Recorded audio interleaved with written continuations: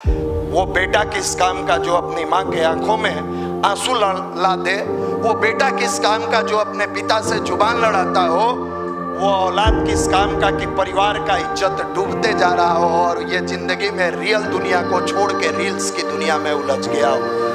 9 रत्नों में से पहला रत्न पुत्र रत्न होता है। अगर रत्न हो तो याद करो इस भारत भूमि की गौरव और गरिमा को, जहाँ 14 साल का अभिमन्यु अपने खानदान के इज्जत के लिए चक्रव्यूह में चला गया, 23 साल का भगत सिंह राष्ट्र के लिए, मां भारती के लिए अपने प्राणों की आहुति दे दिए, 28 साल के उम्र में सुभाष चंद्र बोस अपने जीवन को झकझोर के राष्ट्र के लिए समर्पित कर दिए।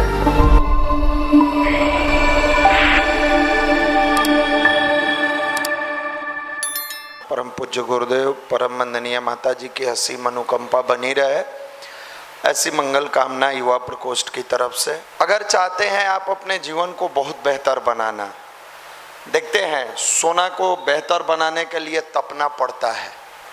वो जितना तपता है उतना बेहतरीन आभूषण बन के निकलता है।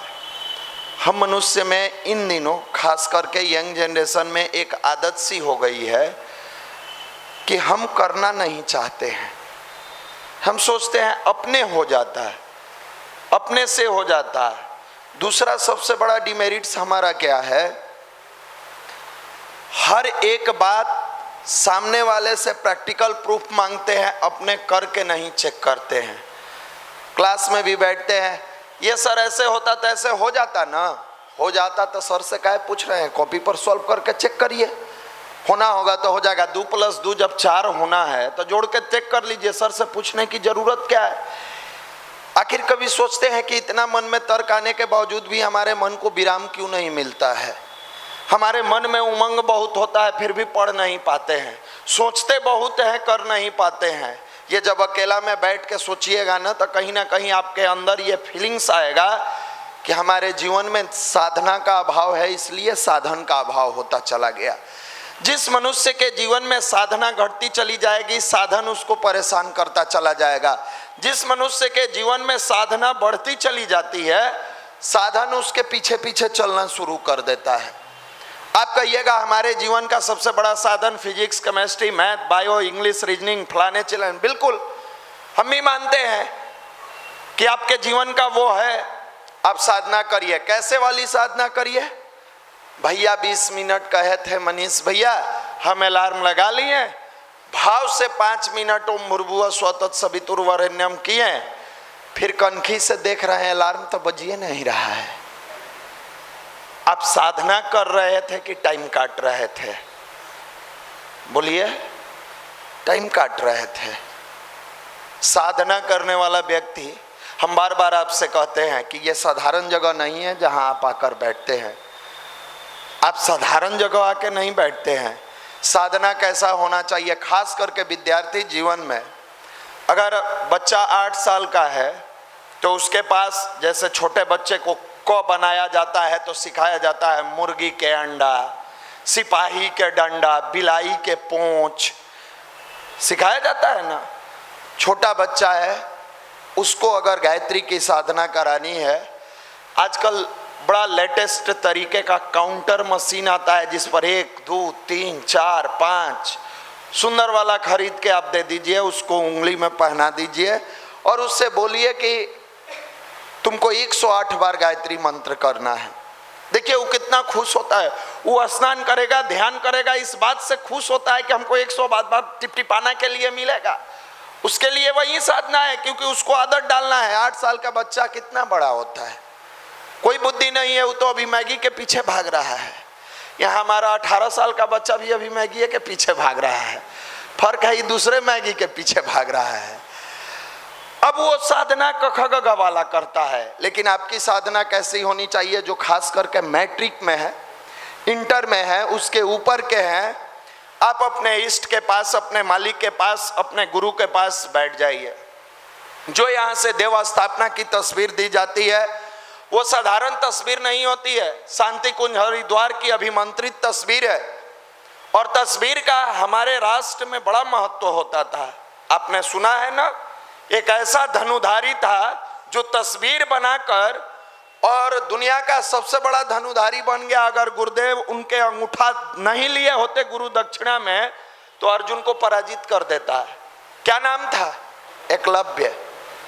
आपके पास स्टडी टेबल भी है, शिक्षक भी है, आप कैसा धनुधारी हैं कि सबके बावजूद कहते हैं हमसे नहीं होगा। उसके पास कुछ नहीं था, वो मूर्ति के सामने अपना प्रैक्टिस शुरू कर दिया। आप मेडिटेशन करने बैठिए, आंख बंद करिए तो ये भाव करिए कि जो अभिमंत्रित तस्वीर आपके घर में लगी है वो फोटो नहीं, परम पूज्य गुरुदेव और परम वंदनीय माता जी हैं। आप जब भी भाव करने बैठिए, पुराने भाइयों से जो शांति कुंज गए हैं उनसे निवेदन है कि जब ध्यान करने बैठिए तो ध्यान मुद्रा होते होते अपने शरीर को स्थिर करने के लिए 11 बार लंबी गहरी सांस खींचेंगे, रोकेंगे, छोड़ेंगे और मन ही मन गायत्री मंत्र की साधना करने से पहले प्रार्थना करेंगे, हे ईश्वर, हम अबोध बालक हैं, हमारे रास्ते भटक जाते हैं, हम कुमार्ग पर चलने रहते हैं, आप परमपिता परमेश्वर है, मुझे सही राह पर चलाने का प्रयास। बात कीजिए ना, मन ही मन बात कीजिए। आप लोग क्या करते हैं? डर डर के जो पूजा करता है, हम डरे हैं, नहीं करेंगे तो भगवान अनहोनी कर देंगे। पिता के समान जो ईश्वर है, परम पिता है, वो अनहोनी कभी अपने बच्चे के साथ कर ही नहीं सकते हैं। ये भ्रम है आपके मन का। और ये डरा हुआ लोग ढोंग करता है, पूजा नहीं करता है। हम लड्डू चढ़ा दे, हम मिठाई चढ़ा दे, हम प्रसाद अपने हृदय का भाव अर्पण करिए। और कैसे करिए? आंख बंद करके भाव कीजिए, हे गुरुदेव, हे माँ वंदनीय माता जी, हे माँ गायत्री, हो सकता है मैं अबोध बालक हूं, हर कदम पर हमसे गलतियां होती है, आपके पास इतनी तप है, साधना है, भाव है, मुझे सही राह पर चलाए, ये कह दीजिए। और कह के उगते हुए स्वर्णिम सूर्य का ध्यान कीजिए, वो दिव्य प्रकाश लिए हुए सूर्य का, और भाव कीजिए कि उस प्रकाश की किरणें आपके मस्तिष्क पर पड़ रही है। गुरुदेव माता जी का जो आशीर्वाद मुद्रा वाली तस्वीर मिली है, आप भाव कीजिए कि गुरुदेव के हाथ से आशीर्वाद मिल रहा है, वो प्रकाश की किरणें उस हाथ से निकल के हमारे शरीर पर पड़ रही है। और मन ही मन गायत्री मंत्र वैसे जपिए जैसे अपनी माँ अपने बच्चे को सुलाने के लिए माँ लोरी सुनाती है। आप ये नहीं ओम भूर्भुवः तत्सवितुर्वरेण्यं भर्गो देवस्य, नहीं, भाव से ये मत सोचिए कि 108 बार होगा कि 216 बार होगा कि 328 बार होगा कि 575 बार होगा। ये शब्द के पीछे मत भागिए, ये सोचिए कि हम अपने अंतरात्मा की आवाज उस परमात्मा को इस भाव से सुना रहे हैं कि हमारे दिल का कनेक्शन उनके दिल तक पहुंच रहा है, मेरे मन का भाव उन तक पहुंच रहा है। एक छोटा बच्चा जब तोतला के अपने पिता को पुकारता है, अपनी माँ को पुकारता है, माँ मुस्कुराते हुए अपने बच्चे के आवाज को सुनती है और प्यार से पूछती है, बोलो मेरे लाल, तुम्हें क्या चाहिए? बच्चा फिर तोतला के कहता है, माँ मुझे पानी चाहिए, मुझे खिलौना चाहिए। वो माँ बाप उसके पीछे पागल हो जाता है। जो दुनिया का पिता है, जो दुनिया का परम पिता है, आपकी पुकार, आपकी करुण पुकार, आपके भाव वाली पुकार को इग्नोर कर देगा?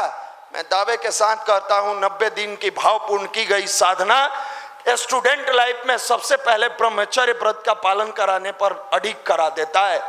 90 दिन की कठिन तपस्या, यह आधे घंटे की साधना 90 दिन की ब्रह्मचर्य के साथ साथ जीवन जीने की कला को विकसित करते चला जाता है।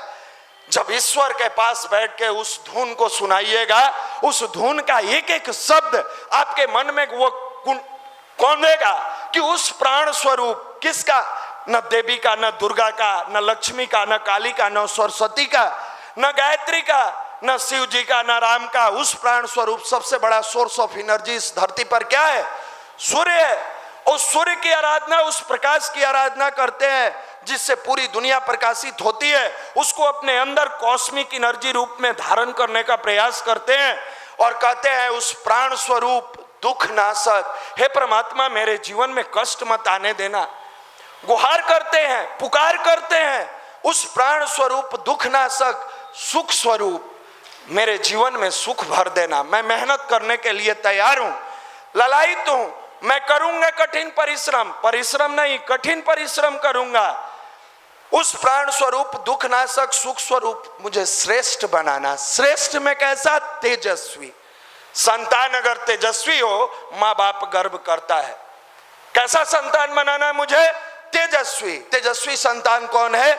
जिसका चाल चलन रहन सहन देखकर दुनिया आकर्षित हो, जिसकी वाणी में ओज ललाट पर तेज हो। तेजस्वी संतान कौन है? जो अपने माता पिता से बात करे तो उसके दिल को निकाल ले अपने हथेली में, दुनिया में कदम रखे तो लोगों को सोचने पर विवश कर दे किस खानदान से यह बच्चा आया है।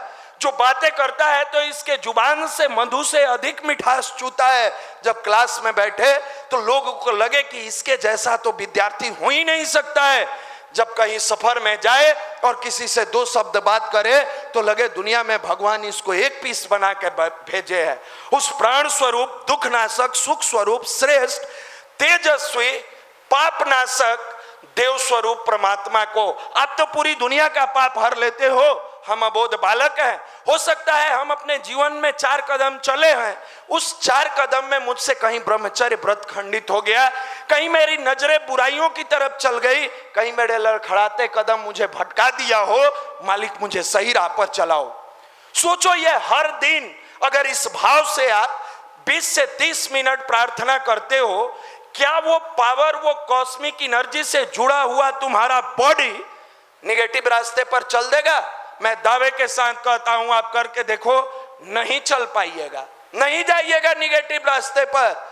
पापनाशक देव स्वरूप परमात्मा को जो इसको संचालित करता है, हे परमात्मा मेरे हृदय में आके बस जाओ, मेरे मस्तिष्क में आके बस जाओ, मेरे जुबान में आके बस जाओ, मेरी वाणी में आकर बस जाओ। इसलिए नहीं कि मैं आपसे धन मांगूंगा, दौलत मांगूंगा, रुपया मांगूंगा, पैसा मांगूंगा, केवल और केवल एक चीज मांगता हूं, मेरी बुद्धि को सन्मार्ग में प्रेरित कर दे। अगर धरती पर भगवान आकर आपसे पूछे ना कि बेटा तुम्हें क्या चाहिए, केवल एक चीज अगर मिल जाए कि हे ईश्वर मेरी बुद्धि को सन्मार्ग में प्रेरित कर देना, तुम दुनिया जीत कर रख लोगे। क्योंकि यही बुद्धि जब दुर्बुद्धि में प्रेरित हुई तो महापंडित कहे जाने वाला रावण अपने पूरे खानदान को समाप्त कर देता है। और यही बुद्धि दुर्बुद्धि से सद्बुद्धि में जब प्रेरित हुई तो रत्नाकर जैसा डाकू वाल्मीकि बन जाता है। यही बुद्धि दुर्बुद्धि से सद्बुद्धि में प्रेरित हुई, यही की नगर बधू अम्रपाली जिसको वैश्या कहा जाता था, अपनी जिंदगी में वैशाली में जितने लोगों को बर्बाद की थी उससे 1000 गुना लोगों को सही राह पर चला दी। जब उसके जीवन में बुद्धम शरणम गच्छामि, बुद्ध के शरण में जाती है और समझती है दुनिया में कुछ नहीं है, आप दीपो भव, अपने दीपक स्वयं बनो। इसी का नाम तो ध्यान है, इसी का नाम तो मेडिटेशन है। और यही जब आता है तो साधारण गरेड़िया के लड़के को शिवाजी बनाता है, नास्तिक नरेंद्र को विवेकानंद बनाता है, पेपर बेचने वाले को कलाम बनाता है, अर्धनग्न फकीर को गांधी बनाता है, दलित के बेटा को भीमराव अंबेडकर बनाता है, चौथा पास व्यक्ति को पंडित श्री राम शर्मा आचार्य बनाता है। ये ताकत है मेडिटेशन की। कौन समझाए? आपके फिजिक्स पर कोई शक नहीं है, आपके मैथ पर कोई शक नहीं है, लेकिन आपके जीवन जीने की शैली पर शक है, क्योंकि आपने केवल शिक्षा हासिल किया है, आपके पास विद्या नहीं है। शिक्षा मनुष्य की दाल रोटी की व्यवस्था करा सकती है, लेकिन विद्या पूरे विश्व को जीतने की ताकत पैदा करती है। पंडित श्री राम शर्मा आचार्य जो हम सबके गुरु हैं, वेद मूर्ति रहे, शिक्षा बहुत नहीं थी, मात्र 4था क्लास पढ़े थे, लेकिन विद्या इतनी थी कि 3200 किताब लिख डाले, नो कॉपीराइट, कोई कॉपीराइट नहीं। आज शिक्षा लेकर आप गोल्ड मेडलिस्ट तो बन जाते हैं, आज शिक्षा लेकर आप एमएससी में चले जाते हैं, आज शिक्षा लेकर आप बड़े से बड़े नौकरी तो तलाश लेते हैं, लेकिन विद्या के अभाव में आपके अपने माता पिता से कैसे बात करना चाहिए आपके अंदर नहीं होता है। वो भी कौन माँ जो घर में गर्मी के दिनों में बदन को तपाई है, सब जानता है। इसमें कितने प्रतिशत लोग हैं जिनकी माँ के घर में और रूम में एसी लगा हुआ है? मुझे मालूम है इसमें कितने ऐसे लोग हैं जिनके घर में माँ के पास पंखा तक नहीं है। उस तपती हुई गर्मी में अपने बदन को जला के आपको परिवार को यह संभालने वाली वो देवी स्वरूपा शक्ति जो नारी के रूप में आपके घर में आई है, उसी में आप दुर्गा, लक्ष्मी, काली, सरस्वती देखो ना। पाहन पूजे हरि मिले तो मैं पूजू पहाड़।